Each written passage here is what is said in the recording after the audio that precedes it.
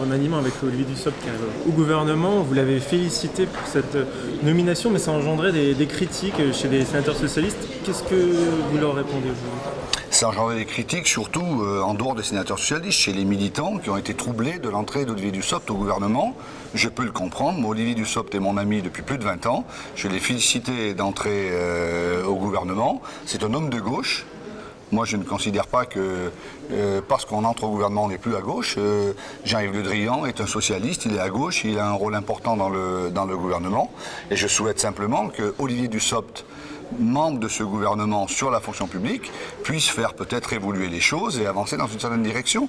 Et je lui souhaite bon courage, je n'ai rien d'autre à dire. Moi, je ne remets pas une pièce dans la machine. J'ai dit ce que j'avais à dire. Ce n'était pas du tout pour troubler le débat, ce n'était pas pour pointer je ne sais quoi.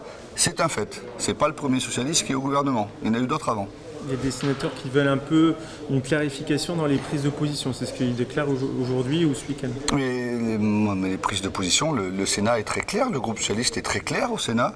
Le groupe socialiste a dit en début de législature qu'il n'était pas dans la majorité présidentielle. Je ne suis pas dans la majorité présidentielle, mais qu'il n'était pas dans l'opposition, que nous voyons les choses au cas par cas. C'est ce que nous continuons à faire. Si le Bureau national considère que je ne suis plus à même d'exercer les fonctions de président du groupe socialiste au Sénat par rapport à ce tweet de félicitations à mon ami, qu'ils le disent et je prendrai mes responsabilités. Mais si ce n'est pas le cas, je pense que le débat est clos et que nous allons continuer à travailler tranquillement dans la direction du groupe socialiste au Sénat.